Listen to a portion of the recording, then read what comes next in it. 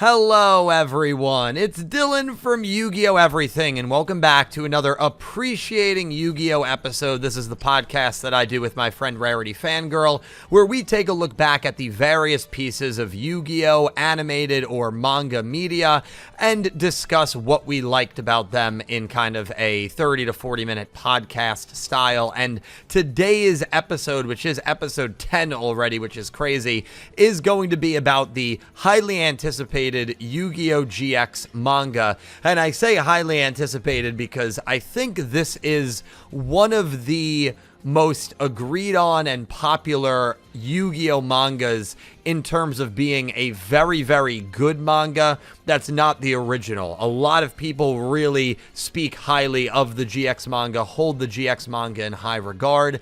I am one of those people as well. I'll just say that right off the bat. If it was not for the original Yu-Gi-Oh manga, the GX manga would be, in my opinion, the best Yu-Gi-Oh manga that there is. I think that is the best spin-off manga. I am a huge fan of the GX manga, which, for those that don't know, I believe it was 64 chapters, and it ran between 2005 and 2011. And for the first time ever, it is a Yu-Gi-Oh manga that is a totally different story than the anime. Up until then, I mean, we did talk about Yu-Gi-Oh! R a little bit, but up until now, you know, the Yu-Gi-Oh! Duel Monsters anime was based off of the Yu-Gi-Oh! Duel Monsters manga. That trend only lasts for the original, only lasts for Yu-Gi-Oh! Duel Monsters. Every other Yu-Gi-Oh! Spin-off manga, GX through Arc 5, and then 7s and Go Rush, because, you know, we never got Vrains, are a totally different story than the anime counterparts. There's some similar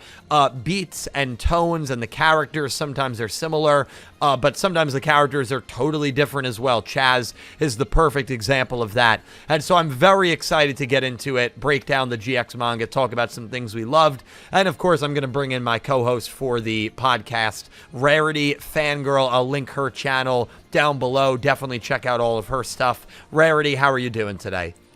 I'm doing awesome. Hello, everybody. This is our final video talking about GX. If you don't count Bounds Beyond Time, which we're putting it after we talk about 5Ds, because of course that leads into 5Ds' story. But yes, the GX manga is our first delve into spin-off mangas. Y'all know me as the spin-off manga gal, so this is a very exciting video for me to talk about.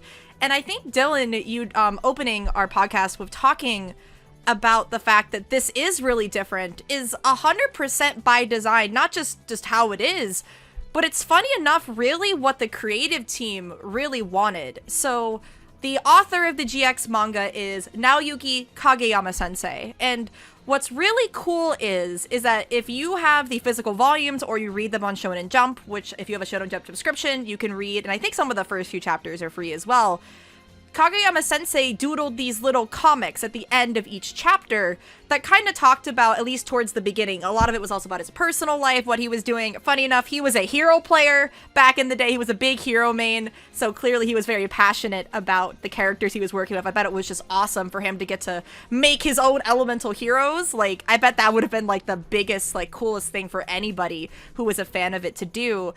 And he was basically talks about the process and how Kazuki Takahashi, as we know that he's always credited on the mangas, of course, as our original concept, but he actually, as far as we know for this one, had some direct involvement in consulting.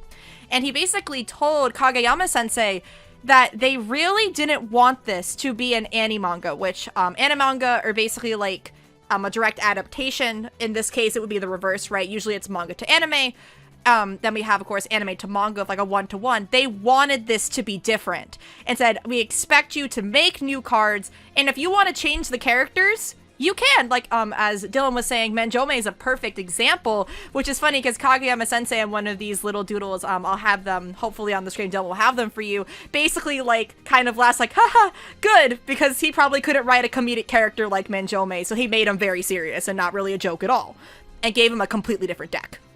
So I think it really speaks to the creativity that the mangas have been allowed to have, and I think that's why all of them, we're going to get to hopefully most of them, talk about are so special because it's really the heart and soul of one person's vision for Yu-Gi-Oh! Of course, of consulting, but the mangakas were given a ton of freedom, including to, of course, make manga original characters, and we're going to talk about quite a few of them today as well. So I'm very excited to dive all in.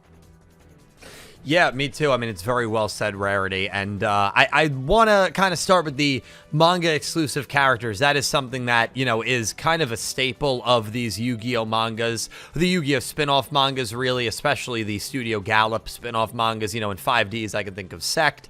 Zexal and Arc 5 certainly had plenty as well that were, like, not in the anime, but were really, really vital to the manga storyline. And that is the case here in the GX manga, obviously with Tragodia being the main villain, right? The evil spirit of Tragodia that we'll get into. David and Reggie, the students from America that come over with Zane in the middle of it that are being kind of controlled by, you know, Tragodia. And the Principal Mackenzie is the main, of course, villain as well, alongside Tragodia. That's kind of who Tragodia, like, fights through. And yeah, I really, really loved the GX manga spin-off characters. And I think, you know, I guess before we get into that, I do want to talk about the main crew, because the main crew, and I think this is probably why the GX manga, I view it more positively than I do the GX anime. And by main crew, I should clarify, I'm talking about Jaden, I'm talking about Alexis, Cyrus, Chaz, Bastion, you know, that main crew, like the original season 1 crew.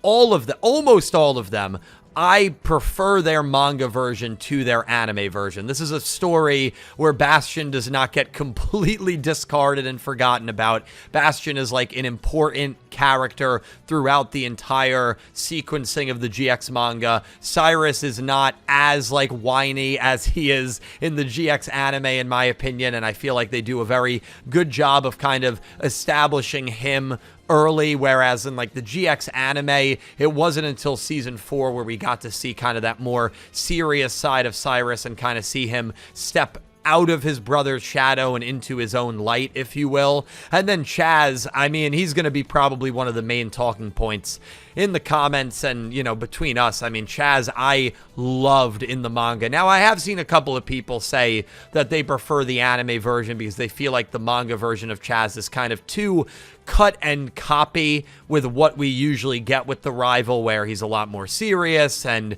you know, they enjoy that more goofy stylings of, you know, Manjome Thunder in the original, which I actually do get that argument, but for me, I like when the rival is a little bit more serious, and Chaz was much more serious and just much more important in the manga. Obviously, his ace is Light and Darkness Dragon, which is, as you learn later in the story, an extremely important card in trying to keep Tragodia from rebirthing here. And, you know, Chaz ends up fighting alongside Jaden in the final duel, which I thought was really cool. You know, I would argue he never had a dueling moment that important in the GX anime. And then, of course, in the tournament we have in the middle of the manga, he actually defeats Jaden Yuki, which is something that he was unable to do like 8 tries in the anime. And that, of course, was after he decided to kind of, you know, re-add Light and Darkness Dragon to his deck, which was some good early characterization that you get right when the manga starts.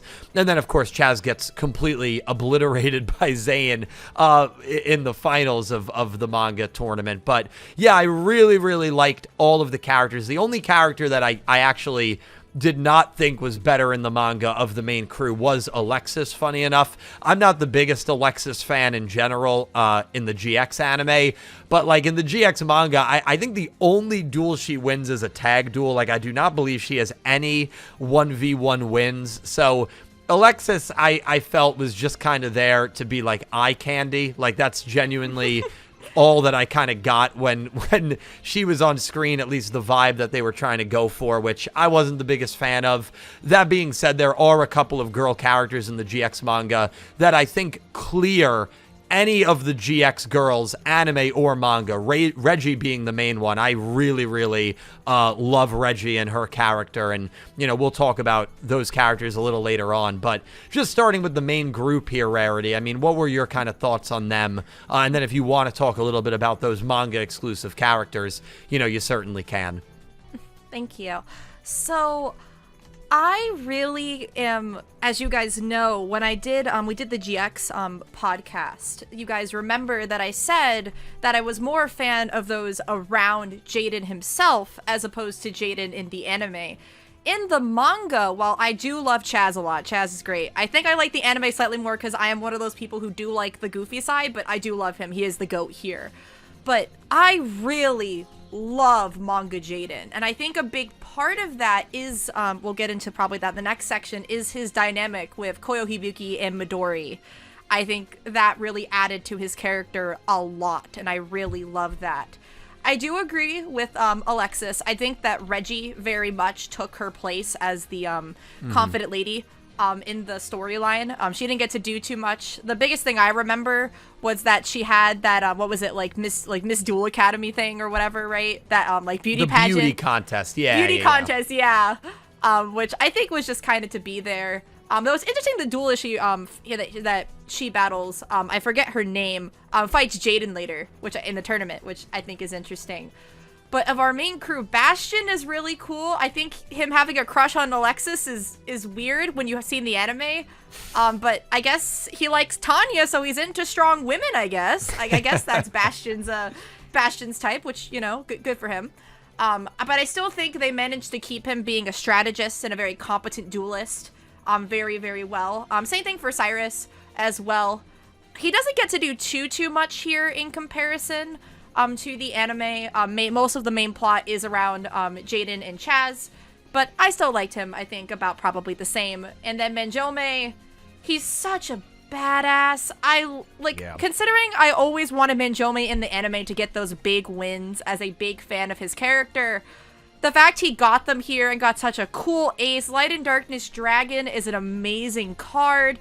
If you guys know me, I'm a very big fan. I love Chaos cards in Yu-Gi-Oh! Like, of course, you guys know, if you guys been following me on Twitter, you guys know the Chaos Galaxy cards from Go Rush are some of my favorite cards. I really, really love them. So, Chaz having this kind of Chaos ace, even though it's not probably in the same, like, archetype as, like, you know, BLS and things like that, I just think is so cool. And I think it really is a good representation of the two sides of Chaz as a character.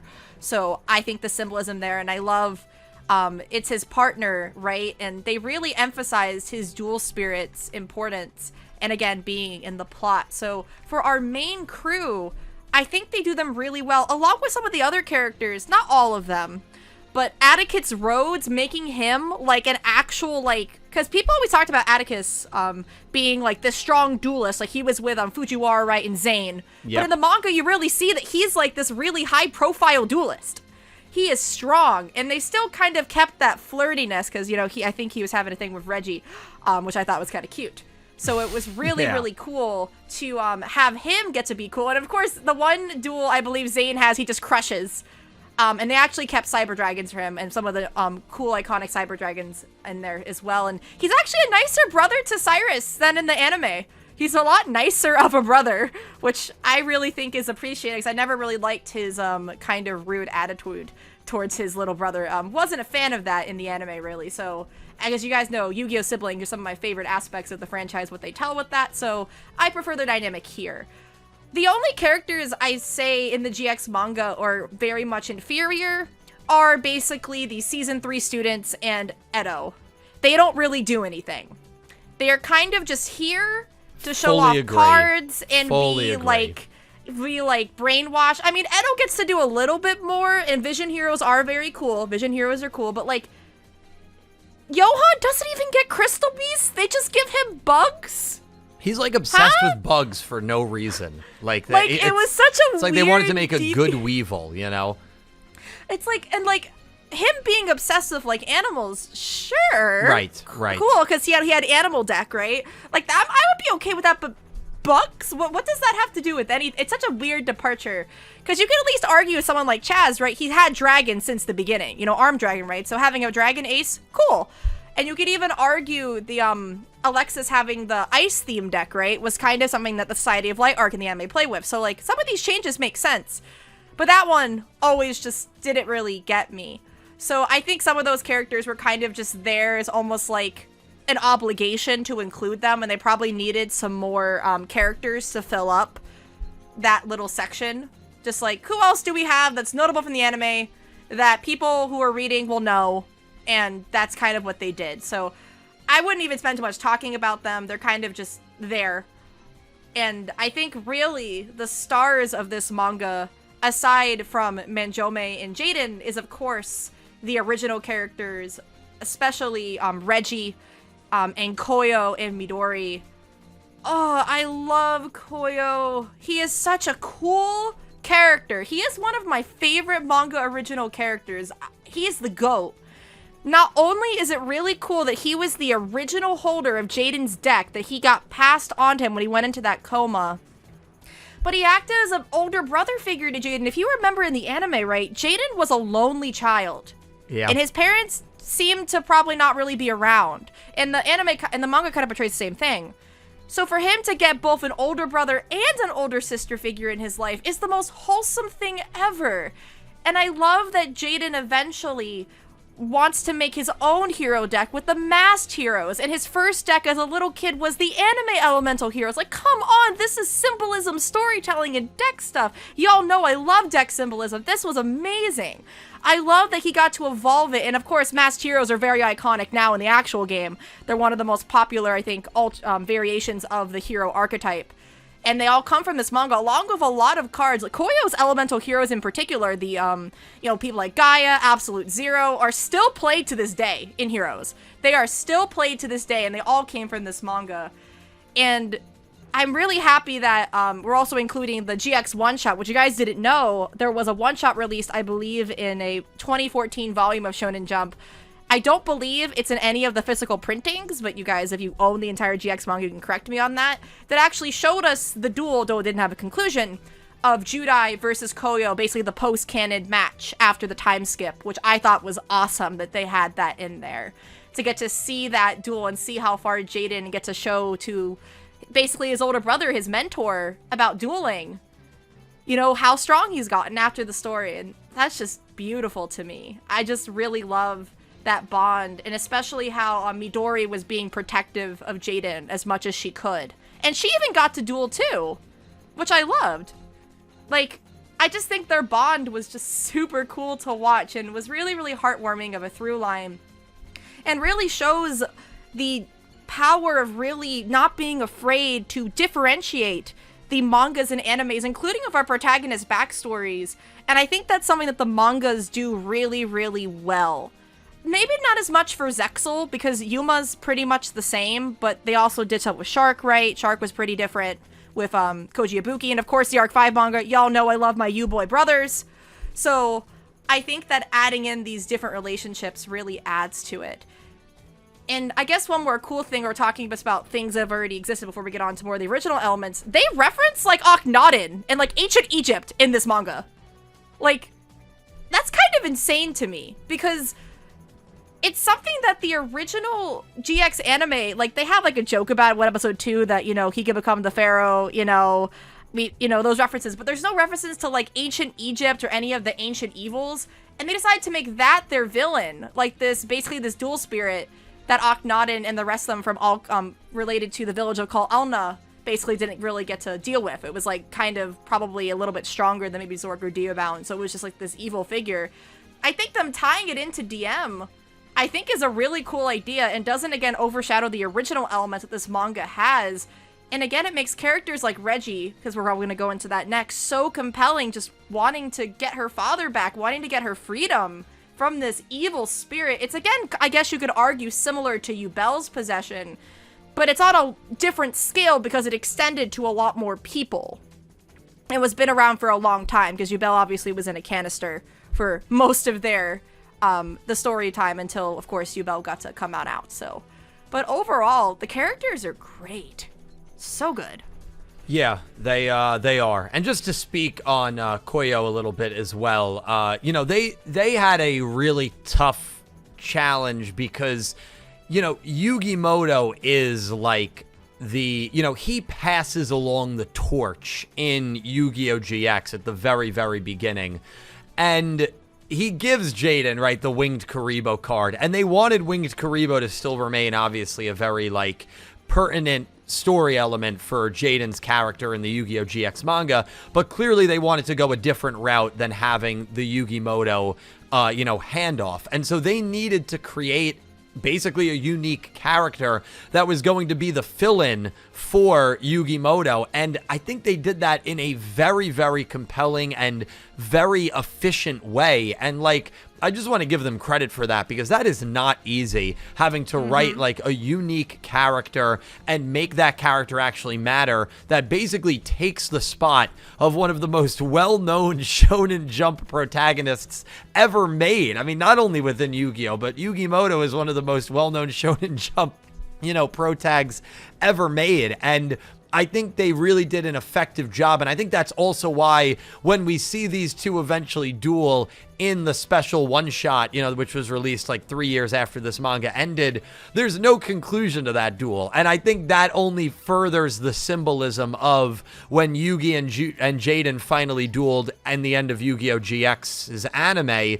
There was no result there, right? We don't know how that duel ended, and that's something that's been talked about now for 2 decades. Oh, who won that duel? Well, now you have the same exact thing happening in the manga with the spiritual character that replaced Yugi in Koyo. And so I do want to give them credit, because that was like, to keep the whole Winged Karibo plotline there with the GX manga and just have a character basically take the spot of what Yugi did in the anime was really, really bold. And I think it paid off really, really well for them, because Koyo is viewed to be by a lot of people as like a very well-written like character, and a good character that pushed Jaden's storyline in the GX manga forward, without there being like a Yu-Bell, who was a big reason for that development in the anime. So, huge credit there. And then, I mean, to speak to what you said about the Akhenaten, nod and appearance, I mean, Tragodia, was even the backstory there, right? Being a citizen of the Kolelna massacre, which was obviously a huge story element in the original Yu-Gi-Oh, to take, it kind of reminds me a little bit of what like the Spider-Verse franchise did, where like the main villain in the second movie, was just like a random dude in the cafeteria in the first one. Yeah. And, like, it's very reminiscent of that, right? Where it's like, all right, well, let's take something that like let's take something awful that happened in the very original like storyline here, and let's just give one of those people that went through like a horrible event, let's give them like some life and make them like the villain of this story. And so I really, really loved that. I felt like it made sense. And I loved that like the Egyptian, kind of tithe was still there with the Yu-Gi-Oh GX manga. And so we talk about them like removing Yugi from the storyline, but then implanting the main villain being someone that was so tied to the ancient Egypt origins, which I really, really loved. I thought Tragodia made sense, and I thought he was a really, really fascinating villain in this story. I totally agree. It's so cool when I think that the Yu-Gi-Oh franchise is able to bring parts and pieces and little details from older stories into the modern day. We saw that with the Arc 5 manga, of course, of Eve's special monsters, right? We saw that, of course, beautifully done by Studio Bridge with Sevens and Go Rush, of course.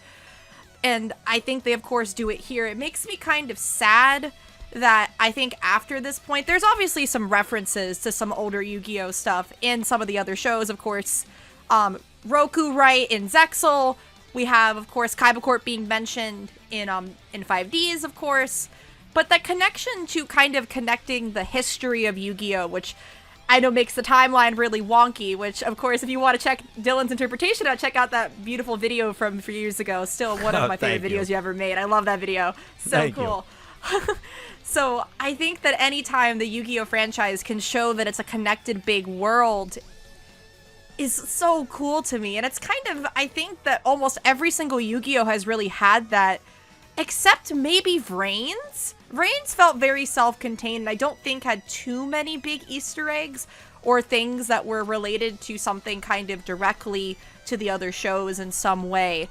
I think that's what kind of makes Reigns kind of stand out as kind of being his own level. Also didn't get a manga, which boo! Yeah, it sucks. I had so many ideas for Reigns manga. I remember we were like, we're gonna get it this month. We're gonna get it announced, guys. It's gonna happen. It's gonna happen, and then it never came. Yeah, Boo. crazy. I would have been crazy because I bet Yoshida would have written that, and I'm curious how he would have done that. Poor Aoi Zaizen. Oh no. But which is really interesting. That speaking of just girls in Yu-Gi-Oh, again, Reggie, we haven't talked about her a little bit. Reggie was so cool. Not only do I love her deck, I love angel cards in any card game. In Vanguard, one of my main units that I play is Liela Morta. I love fairies. Angel stuff has always been cool to me. So her deck being like having the Dark Lord cards, and, you know, Splendid Venus and all that cool stuff, all those fairy cards, awesome. Love her deck. And that's another thing, too. This story introduced the Planet series of cards, which is really, really interesting. That they're all based on different planets. And, of course, that's kind of similar to the theme of the agents, right, that came later on in Yu-Gi-Oh! Which I just think there was these series of planet cards that were kind of just these super strong, rare cards. And, of course, one of Jaden's represents Earth, of course, his fusion monster he inherited from Koyo, of course, being the one related to Earth, because Terra, you know, means Earth. I thought was a really cool idea as well. I love almost all of the original cards that the GX manga makes. I love almost all of them, like Vision Heroes. I love the ice stuff with Alexis, like Ice Queen. Of course, like Darkness Dragon. Like, they did a really good job with the cards, and especially because, as you know, as I was talking about in the beginning with the little comments, Kaguya-sensei had to basically make a bunch of new cards. They wanted him to make new cards. And the fact he was able to make so many bangers, I think, is another testament to his ability as an amazing mangaka as well as just creator in general.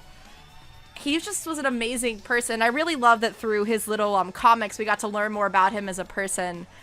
And I think that's the thing about manga that I think makes it such a unique medium is it's very much, for the most part, not always, you're seeing a story through the perspective of one person, right? This is what they make, and you get to see their handiwork. Because, of course, animation is a team effort. And, of course, there was consulting happening from Konami and Takahashi, and Akira Ito was also mentioned in a few of the little comics as well, being involved as, like, consulting, and I'm sure there were assistants, of course, but the majority of the vision was his, and I think it came from a really honest and true place. And I think it really shows in his work. I think one thing we haven't talked about is the duels. I think the duels are very, very well choreographed. And I think that they have a lot of complexities in the card design that some of the GX anime duels, I think, at least towards the beginning, didn't get to always have. I think they're really cool with the strategies. I really loved how they did the Bastion duel. Very similar to the anime where basically Bastion tries to counterplay Jaden, as he does. And I like the manga version of it a lot, too. A lot of his cool manga-exclusive cards.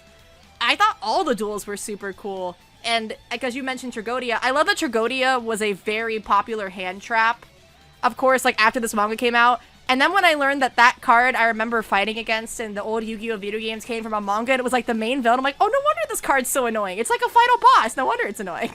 Yep, exactly. So it's kind of just really, really cool that most of these cards have been printed. What's really weird, though, I remember that his Dark End Dragon and Light End Dragon, they became synchro monsters for some weird reason. I remember Kaguya-sensei doesn't really like synchro monsters at the time, and he was very upset about that they got turned to synchros, because he almost was like a boomer and didn't want to play synchros. He was like, I refuse. Right. So right. I feel bad for him that his two cards became synchros against his will. It's kind of sad that they became even though their effects are basically the same. So I think that was a kind of a funny thing. Which, by the way, he actually wanted to include synchros in the story, but Takahashi said no because it's a different time period, so of course synchros don't exist yet. So he wasn't allowed to include synchros. But I like the fact he was actually a TCG player, and I think you can really see that through the way he writes the duels. Yeah, no, absolutely. Well. And how about that? All those people that say, oh, Yu-Gi-Oh doesn't care about the timeline. Well, there you go. Takahashi prevented the GX manga from having synchros because he wanted to respect the timeline. The timeline is the sacred timeline, as they say in Marvel. Gotta respect the sacred, multi-factional Yu-Gi-Oh timeline that kind of makes sense. So That's right. I think that It's really cool, though, to hear that Takahashi, like, just to get behind the curtain about his consulting. This is being recorded, funny enough, the day after the news that Dylan, I know, has covered regarding his involvement in Rush. And it's just always cool to me, and I really want to know what other involvement he had with the other anime or manga-related projects. Did Takahashi have a hand even in OCG Structures, which we might cover in one of these videos eventually, OCG Structures as well. I'm really, really curious about his involvement and how much consulting that he did. I'm sure he did a lot, and they clearly have respected him, of course, and we all miss him very dearly in his visionary, and I think that's kind of why, me and Dylan were talking about this before we started, that of course right now the Yu-Gi-Oh anime and manga, even though OCG Structures is still going, is very much in a weird place. And I think quite a bit of it probably is because, well, we don't have a visionary. It's like when Walt Disney passed away. If you know anything about Disney history, right? The Disney company took a long time to really get its legs back. So I think whatever they're deciding to do, if they do decide to continue, is going to take a lot of thought to figure out what to do. But it really makes me more appreciate the consulting and the character designs. As we know, Takahashi did quite a bit of character and monster design for some of the animes. We'll talk about that probably in the 5Ds video a little bit. Like, he designed most of the main 5Ds characters. His involvement, and clearly he really enjoyed keeping tabs on the Yu-Gi-Oh franchise and all the people who worked on it. And it just makes my heart really full. Whenever I see a DM reference, people are like, oh, DM, why are we seeking DM reference? But whenever I see a DM reference in anything Yu-Gi-Oh now, I just think of Takahashi. And that's what I feel like it means to me whenever I see it. Yeah. So, of course, rereading this and seeing Akhenaten again, I'm like, yeah, that's Takahashi nod. I like that. Yeah, no, it's well said. And I think, if you had to ask me the number one reason as to why there is no current Yu-Gi-Oh anime and why it's over for the time being, it is because Takahashi's no longer with us. I mean, to me, that's the number one reason.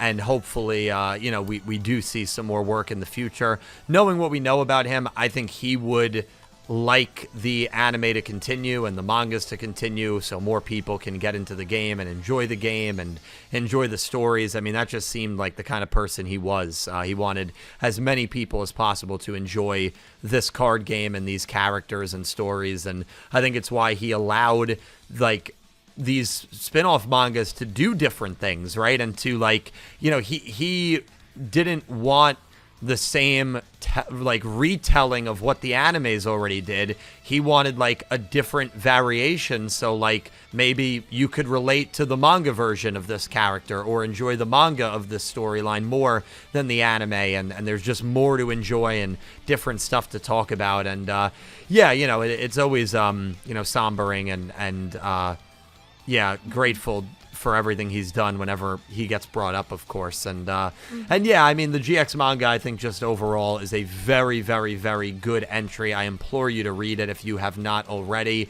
To just touch on the duels real quick, I think something that was very different about the GX manga than the GX anime is there are much less, at least to me, filler duels in the GX manga. By far. I mean, I didn't, like, even rereading it in the last, like, month. I mean, I would argue that there's really maybe only, like, one or two duels that maybe could have been skipped. I feel like a lot of the duels are very important and serve a purpose. And there's a lot more, like, non-Jaden duels in the GX manga. I think that's because of also how important Chaz is versus like the GX anime, where especially early on, Jaden just dominated the duel screen. I mean, he would duel sometimes 5-6 straight duels. There's a lot more kind of variety here.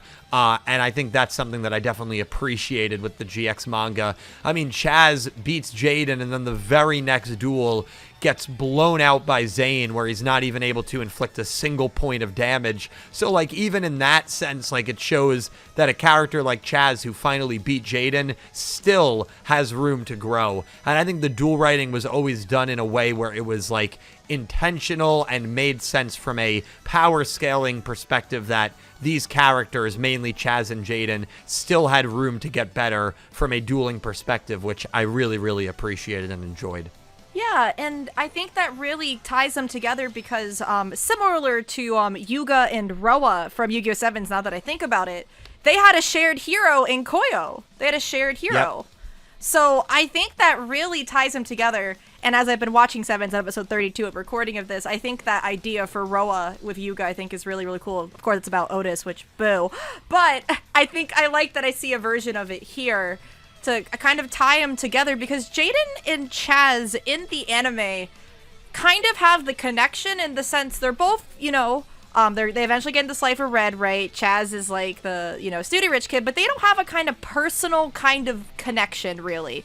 They both see dual spirits, but they're pretty separate. That's why I think a lot of people prefer people like Zane or people like Edo as more of a rival to Jaden because of that personal connection. I think a good rivalry in any Yu-Gi-Oh! Or in any anime, you gotta have some personalness between your rivals. You gotta, get some beef, just other than the fact they beat you. You have to have some personal beef.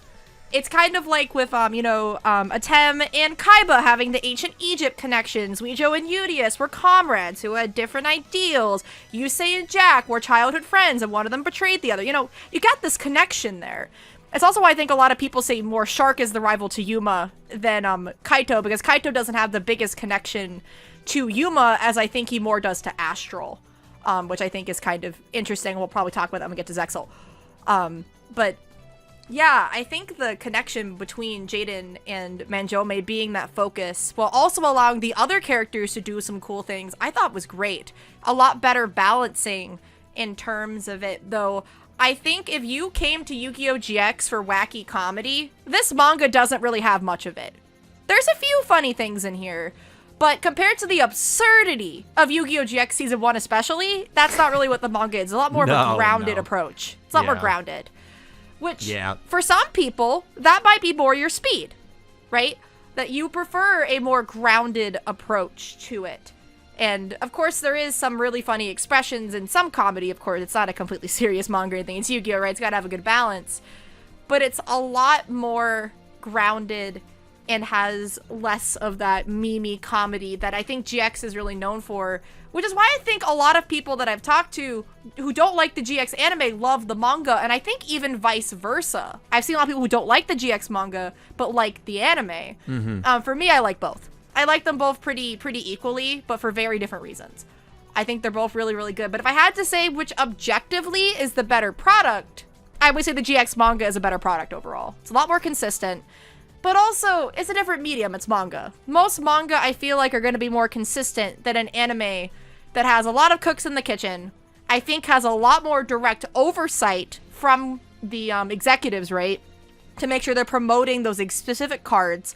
Well, in the manga, they can pretty much make up whatever they want. And yeah, there's a promo card that gets to be in every volume. And of course, some of those cards get printed in later sets. But they're not like the cover card of a set. They are not the main form of advertisement. They're a lot more getting to be more art. And I think I mentioned that during the DM manga video as well, about how the mangas get to, I think, show more of an artistic storytelling and really get to focus on storytelling more than anything else, as opposed to just cardboard. Because I think the mangas, of course, have a lot more non-duel chapters as well, where they just don't duel and they just kind of talk it out, like Jaden's backstory chapter, for example, towards the beginning. And I really like that. And yeah, the GX manga is really, really good. I highly suggest you guys read it, as Dylan said earlier. You can check it out, of course, on Viz, Shonen Jump. I think it's like $3 a year. It's a month or year. It's a very low if you want to read, I think, all the Yu-Gi-Oh spin-off mangas that have been translated. Rest in peace, OCG Structures, Go Rush, and Sevens for not being translated officially. You can find them there, as well as the original Yu-Gi-Oh manga and Yu-Gi-Oh R. It's a great way to access them, especially if you like reading manga like on your phone or in HD quality that look really, really, really nice. Yeah. And yeah, it's really, really good. Would you say of the original characters, Dylan, would you say Reggie's your favorite? You would say Reggie? Yeah, I think, Koyo is also very, very good. I'd probably give it to him, but of a character that I guess was just like more involved directly in the storyline. Yeah, I really liked her. Like, I think that, like, if this was like the anime, I think she would be viewed as one of the better Studio Gallop anime Yu-Gi-Oh girls, which I know is kind of hilarious because it's not like she did like a crazy amount, but I felt like she was like she felt to me more like the competent one than David. And, you know, the two of them kind of came over together. And I feel like that's rare. Like, for a lot of, like, Yu-Gi-Oh shows, if there's, like, a guy and a girl character, I feel like it's usually the guy character that, like, is the one that, like, you know, kicks ass with dueling and knows what's going on with the plot. You know, it's just like the stupid tropes that you see sometimes with that. But, like, I felt like this, especially for the time of year that it was, kind of flipped, where David was the one that just seemed like way more crazy. And I would argue that, like, Reggie seemed like the better duelist. I mean, I guess that's a little debatable, but, like, besides her loss to Jaden, you know, she beat Alexis. She beat, I think, Midori, if I remember correctly. I believe and so, then, yes. Yeah, and then the Bastion duel that she lost, I'm pretty sure it was, like, very heavily hinted at that she could have won if she wanted to, but chose to lose. So, like, she was a very, very good duelist. I liked the like whole backstory that we got of her character, and her trying to, like, even though she knew she was possessed, trying to, like, you know, learn, you know, about her backstory and stuff. And yeah, I really, really liked her. And I felt like in the GX sphere overall, she's probably my favorite girl character that was in either GX anime or manga. Now, that's not saying a lot because, again, I'm not that high on either version of Alexis, to be fair, but yeah, I really liked her a lot. I mean, I'd love to know your thoughts, not only on her, but just, like, on who. I mean, I'm sure Koyo was your favorite. Oh, yeah, he's my goat. But I also love Midori. As you guys know, I love characters. I love a lot of Yu-Gi-Oh characters who are not major duelists. Now, Midori did duel, right? She used Dark Lords, not Reggie. Reggie used Splendid Venus. She used Dark Lords. I got bricks up all the fairy decks getting confused in my brain. But she did get to duel, but I love that she did. And she, like, went into the shadow game, right, for Jaden to protect him. Like, she was that older sibling figure. And I think she pretty much replaces, like, the nurse character, Miss Fontaine-ish, right?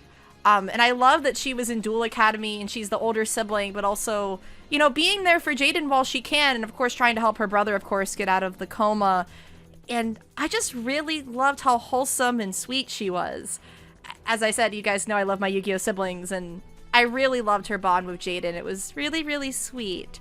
I loved her. Same thing about Reggie. I love that even though she was, again, possessed by Dragodia, she had, like, compared to David, like, some free will. Like, she was trying to get Chaz and Jaden's cards for herself to beat Dragodia, which I think is always cool when you have a character who doesn't want to be a part of the villain group trying to break out of the villain group, because you make them very sympathetic. And the fact, again, Dragodia possessed her father, and she was like, if this never happened to me, like, you feel bad for her. You feel absolutely bad for her, that basically her entire childhood was stolen away.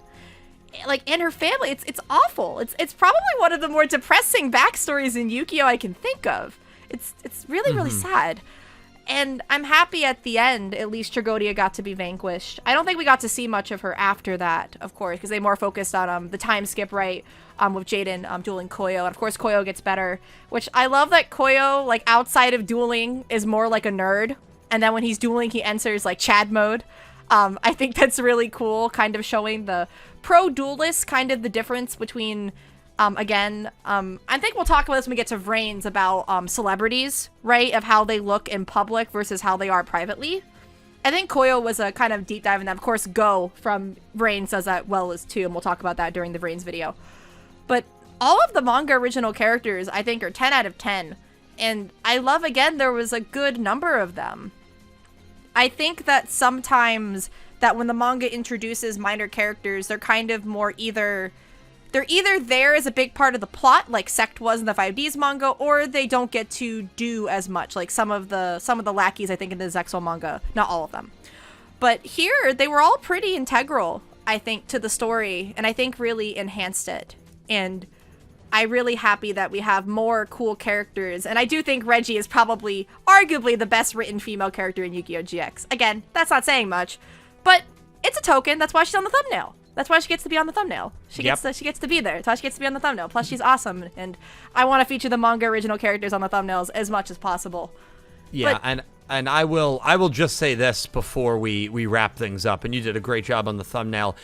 As I was rereading this over the last month, I just can't, I'm not going to harp on it for too long. I just can't help but think, like, I saw so many people at Jump Festa get really excited when the GX remaster was announced, and that's something that we're going to have to, sit through for the next 3+ years, as they're only airing one episode at a time. And, my opinion on the remaster, I call it the disaster. I think it's not... Best name ever. Yeah, well, no, it's not good. And I just can't help but think, right, if they animated the GX manga, it probably would have been maybe 26 to 30 episodes, because usually an anime episode is anywhere from like 2 to 3 chapters, and there's 64 chapters. So it would have been maybe like 26 to 30 episodes, which they could have done this year, right? There's no anime airing, so you could have just made that like the seasonal anime this year and still given yourself 6 months off. I can't help but think how much cooler it would have been than what we're getting for the GX 20th anniversary. And it's like, it just feels like another big missed opportunity. Seeing this get like an anime would have been, and it wouldn't be that long, 26 episodes is probably all you need, would have been so incredibly amazing. And it really upsets me that like they didn't go that route. Yeah, I perfectly agree. Or even just doing an OVA with Judai versus Koyo. All those elemental hero cards are super popular. Konami keeps shilling heroes in Rush. They're shilling them, of course, continually in the main game. You could use it to promote that. Maybe you even, throw in some new cards, new masked hero support. I don't know. There are so many things I think they could do. And of course, they're printing a lot of the anime cards in the Slifer Red Pack, which I'm very happy about that. That's awesome. I love it when they print anime cards and manga cards. But in general, it's one of those things that I feel the same way about almost all the spin-off manga. I would have loved for all of them. That would be such a cool idea for a mini-series. Could you imagine all the spin-off mangas? Maybe they made one up for Reigns and a one-shot for Reigns, because of course it didn't have one, right? There's so many cool ways they could have done it. And especially knowing that, just like with a lot of the other part, like Takahashi did have a pretty significant consulting part on the GX manga and the direction. I think that would have been a good way, because I'm still mad at Konami for not doing a proper tribute to Takahashi, and he's been passed away with us almost 3 years now.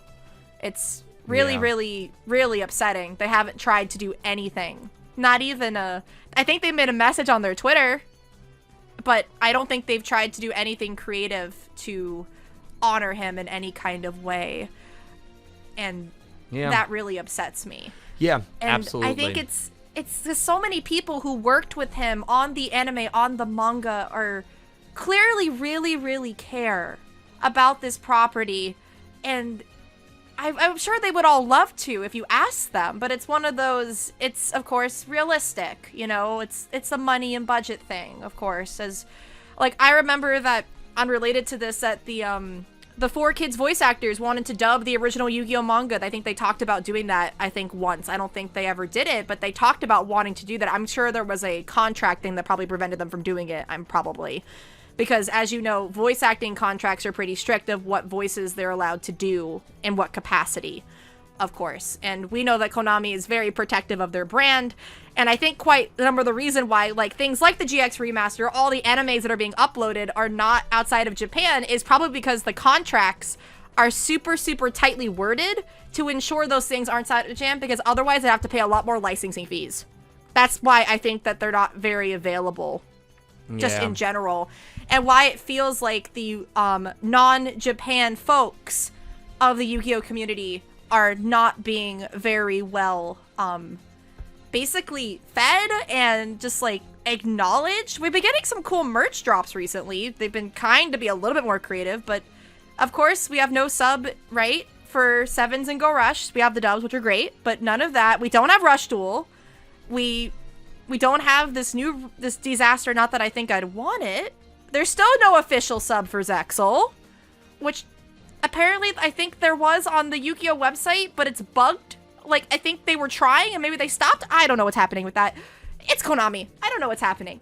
But I think that I'm very thankful, just in general, to the Appreciating Yu-Gi-Oh podcast as a segment that really makes me go back at each of these individual pieces of art and get to really appreciate them. It makes me just really thankful for all we do have. And of course, we want more as fans. We all want more.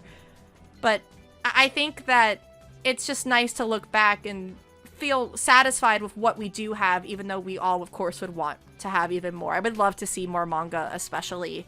I want to see more people tackle this franchise and make something new out of it. Or take something that they already have a base for. Like, again, make a Brains manga, right? That hasn't been touched in this capacity. Go for it. Just go for it. I just want to see more people. And I'm not saying people aren't doing that. The fans, as you guys know, I'll talk about it during my promotion segment, the community tribute product I hosted for Go Rush. That is a prime example of the heart and love that people put into Yu-Gi-Oh! Of all facets. So I just would like to see more of that from official products. But we have a lot of nostalgic things to go through on this podcast, still to go. And the GX manga is one of those gems that, especially, again, if you're craving for Yu-Gi-Oh! Content and you haven't read it, do it. Read it. Same thing for any segment we've talked about that you have not put your hands on. Please experience the wide world of what Yu-Gi-Oh! Has to offer, more than just, again, just card games. There's a lot more to it than that.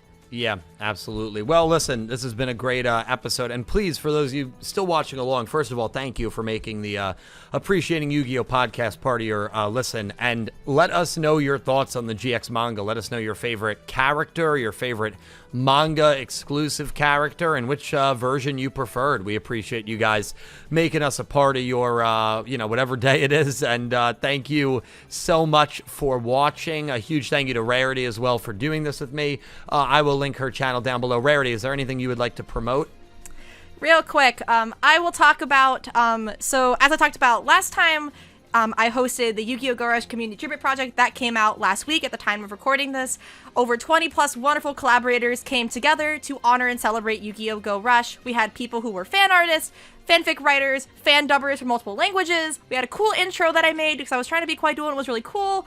And just a lot of heartfelt messages from the community, including a lot of folks from your community, Dylan. So I think that is very much worth checking out if you are a fan of Yu-Gi-Oh! Go Rush and you kind of just want to hear some other people's positive perspectives on it as well. And more things are behind the scenes and Rarity stuff cooking. And I'm very excited for next month to jump into Yu-Gi-Oh! 5Ds, which, if you guys know me, is one of my top 3 favorite Yu-Gi-Ohs. It was the first Yu-Gi-Oh! I ever watched. So I am very excited, and we will have a special guest for the 5Ds episode. I'm not going to say who it is, but we will have a special guest for the 5Ds episode.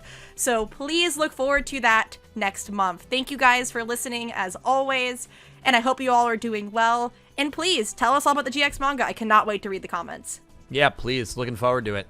Cool stuff. As always, thank you all so much for watching. This concludes episode number 10 of the Appreciating Yu-Gi-Oh! Podcast on the Yu-Gi-Oh! GX manga. Thank you all so much for watching, and I hope you have an amazing day. Take care, guys.